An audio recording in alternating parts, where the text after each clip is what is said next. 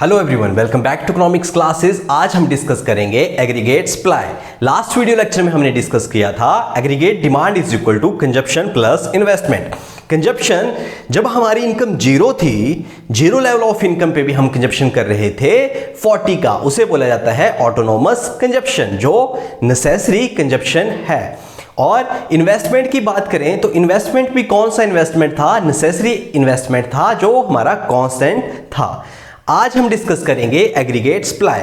Aggregate supply means it refers to the flow of goods and services in an economy in an accounting year. मतलब एक economy में, एक accounting year में कितनी goods and services का flow हुआ, उसे बोला जाएगा एग्रीगेट सप्लाई।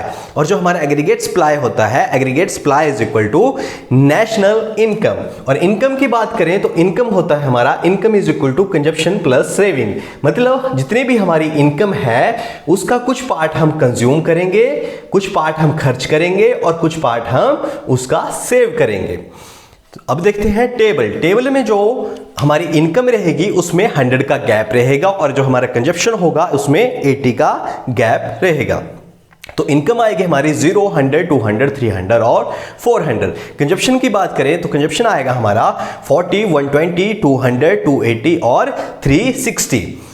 तो ध्यान से समझना, अब जब हमारी इनकम जीरो है तो जीरो लेवल ऑफ इनकम पे भी हम कंजप्शन कर रहे हैं 40 का, इसे बोलेंगे हम ऑटोनोमस कंजप्शन। इस पॉइंट पे जब हमारी जीरो इनकम है, कंजप्शन कर रहे हैं 40 का, तो जो हमारे 40 रुपीज आएंगे ये आएंगे हमारी सेविंग से। पॉइंट सेकंड में देखें तो जब हमारी इनकम 100 है, 100 इनकम पे हम खर्चा कर रहे हैं 120 का, तो जो 20 रुपीज हैं ये आएंगे हमारी सेविंग से। तो जो हमारे फर्स्ट और सेकंड पॉइंट है इसे बोला जाएगा डिसेविंग। पॉइंट थर्ड देखें तो पॉइंट थर्ड में हम 200 रुपए कमा रहे हैं और 200 रुपए खर्च कर रहे हैं। इस पॉइंट पे जो हमारी सेविंग आएगी वो जीरो सेविंग आएगी। और पॉइंट नेक्स्ट में 300 हमारी इनकम है और हम खर्च कर रहे हैं 280, तो इस पॉइंट पे जो हमारी सेविंग आएगी वो आएगी 20 रुपीज। लास्ट पॉइंट पे जब हमारी इनकम 400 है, 400 में से हम 360 खर्च कर रहे हैं, तो जो हमारी सेविंग आएगी वो आएगी 40। और जो हमारी इनकम होगी वो एग्रीगेट सप्लाई के बराबर होगी। मतलब aggregate supply is equal to consumption plus saving is equal to Y. अब ध्यान से देखना डायग्राम को। इस डायग्राम में जहां पे हमारी इनकम जीरो है और कंजप्शन 40 है, जहां पे डिसेविंग आ रही है, तो इस पॉइंट को बोलेंगे हम हमारी डिसेविंग। मतलब जहां पे हम 100 रुपीज हमारी इनकम है और हम खर्चा कर रहे हैं 120 का, तो ये हमारी डिसेविंग जो है वो नेगेटिव में आएगी इस पॉइंट पे, जिसे बोला जाएगा डिसेविंग। और जहां पे हमारी income is equal to consumption, मतलब हम जितना पैसा कमा रहे हैं उतना हम खर्च कर रहे हैं और हमारी सेविंग जीरो है, इस पॉइंट को बोलेंगे हम ब्रेक इवन पॉइंट। और जो हमारा एग्रीगेट सप्लाई का डायग्राम आएगी वो 45 डिग्री के एंगल पे आएगी और यहां से हमारा ऑटोनोमस कंजप्शन स्टार्ट होगा।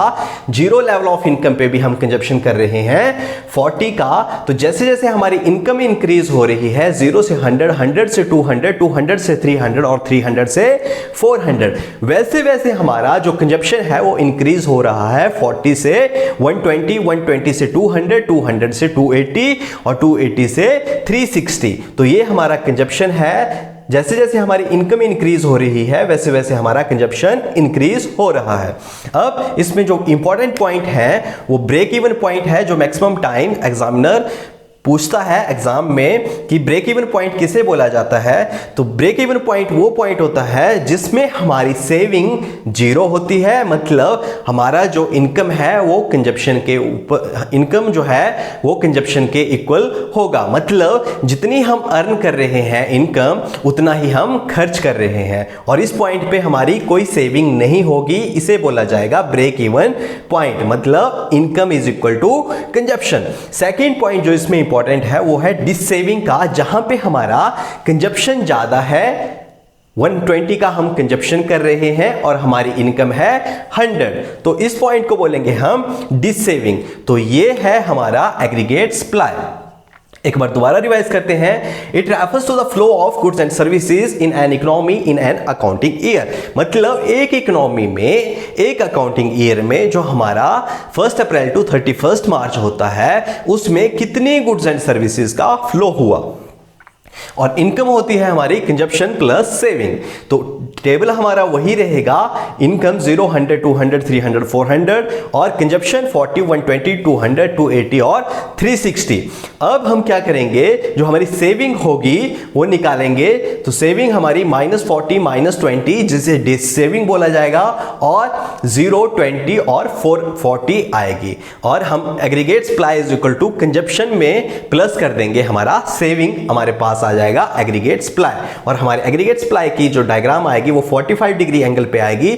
हमारा जो कंजप्शन होगा, जीरो लेवल ऑफ इनकम पे भी हम कंजप्शन कर रहे हैं 40 का, तो यहां से हमारा कंजप्शन स्टार्ट होगा। और जैसे जैसे हमारी इनकम इंक्रीज हो रही है वैसे वैसे हमारा कंजप्शन इंक्रीज हो रहा है।